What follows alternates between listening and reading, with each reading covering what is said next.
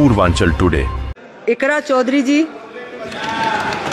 शामली से प्रयागराज तक और शामली से वैष्णो देवी तक नई ट्रेनों के चलाने की मांग क्षेत्र के लोग लंबे समय से करते आ रहे हैं। वैष्णो देवी एक धार्मिक तीर्थ स्थल होने के कारण दोनों स्थानों की कनेक्टिविटी अति आवश्यक।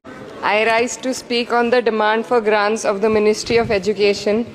And while the Union Ministry of Education recently celebrated the 4th anniversary of NEP 2020 with the week-long Shiksha Saptah, this grandstanding does nothing to address the stark reality.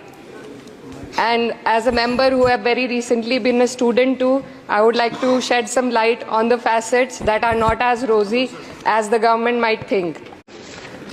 Ma'am, पिछले 7 साल में देश भर में 70 पेपर लीक हुए हैं, जिससे 2 करोड़ युवाओं की जिंदगी बर्बाद हुई है। नीट, नेट और अन्य ऐसे पेपर लीक से हमारे देश की परीक्षा कराने वाली संस्थानों की छवि पर गहरा धब्बा लगा है और जिसके कारण देश के युवा का इस सरकार के निष्पक्ष परीक्षा कराने की क्षमता से भरोसा उठ चुका है। इसी के संदर्भ में एनसीआरबी की जो स्टूडेंट सुसाइड रेट है वो 7.6 हो गई है। मैं नई सदस्य आई है इकरा हुसैन, उसकी सोशल मीडिया में खूब चीज इन दिनों में मैंने उसको देखा है। आज उसकी भाषण भी मैंने, आदरणीय सदस्य की भाषण मैंने सुना।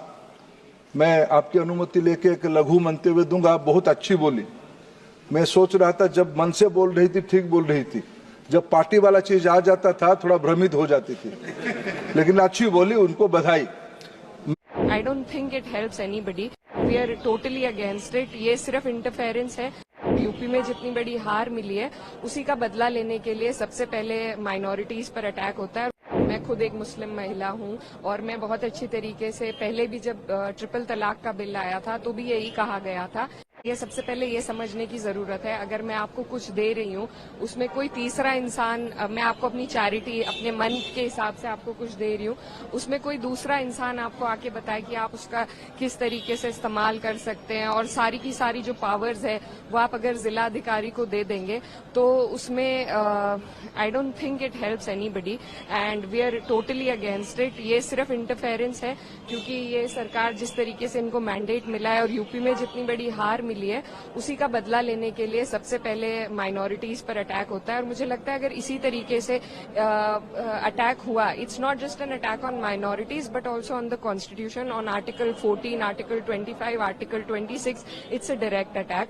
So and it is not just for Muslims, I think all the minorities in the country need to be aware of this government's intent, of their intent to interfere with one's personal beliefs and religious institutions. So I think this is not what my country stands for, this is not what my constitution stands for, and we stand against this bill and we will oppose it tooth and nail. but इकरा, यहाँ पर जो bill में government की तरफ से बोला गया, जो पीड़ित, खासकर बार बार बोला गया, जो पीड़ित मुस्लिम महिलाएं हैं उनको इंसाफ दिलाना है, जो पीड़ित मुसलमान हैं, ये धर्म से इसको बिल्कुल जोड़े नहीं जाना चाहिए। ऐसा बिल्कुल भी नहीं है कि हम मुस्लिमों के खिलाफ, क्लियरिटी इसमें है, उसके बावजूद क्यों आप लोगों को लगता है कि this is against the religion, ये मुस्लिमों के खिलाफ है? देखिए, सुपरफिशियली ये जो सरकार है कुछ भी बदलाव लाने के लिए हमेशा महिलाओं का इस्तेमाल, मैं खुद एक मुस्लिम महिला हूं और मैं बहुत अच्छी तरीके से पहले भी जब ट्रिपल तलाक का बिल आया था तो भी यही कहा गया था, पर मेरी मांग भी थी, मैंने मिनिस्टर ऑफ एजुकेशन से मांग करी थी कि आप अगर महिलाओं के लिए कुछ करना चाहते हैं तो आप उन्हें पहले पढ़ाइए और अगर ये उसमें महिलाओं को इंक्लूड करना चाहते हैं वो एक सिर्फ वो स्टिपुलेशन नहीं है, इसमें सारी पावर जिलाधिकारी को दी गई है, इसमें सारी पावर, इसमें और people from other communities have to be a part of it.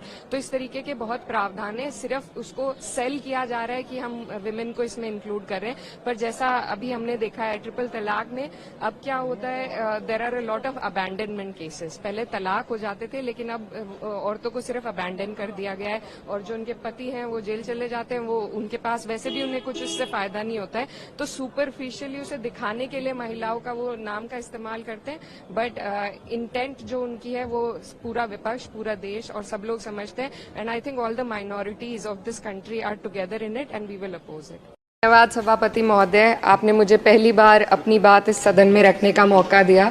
इसलिए सबसे पहले मैं अपने क्षेत्र की ऐसी समस्या सदन में रखना चाहूँगी जिसका सरोकार जन जन से है। मेरे संसदीय क्षेत्र कैराना में रेलवे मंत्रालय से संबंधित विभिन्न समस्याएं काफ़ी लंबे वक्त से लंबित हैं। इनका पूरा कराया जाना आम जनता की सुविधा के लिए बहुत आवश्यक है।